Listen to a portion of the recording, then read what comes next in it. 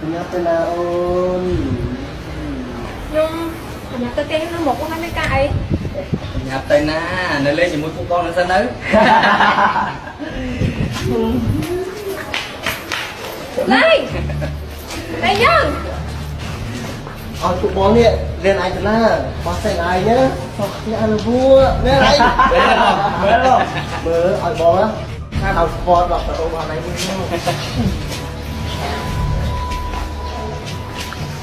đi ai nữa việc con gọi anh hồn Chờ không, chặt cao đi. cao không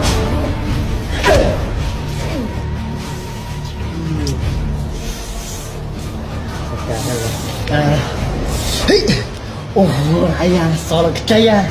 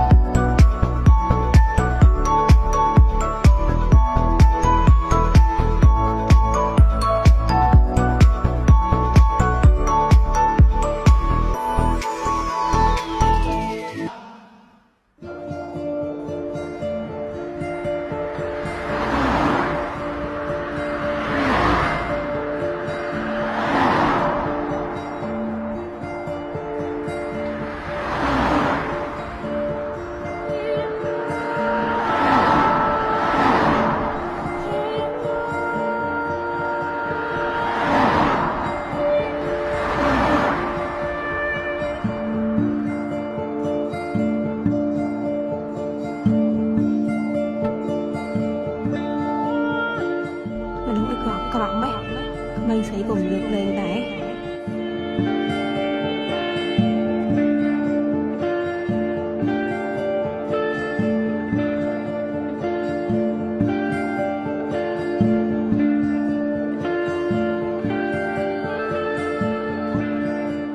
Alo bố.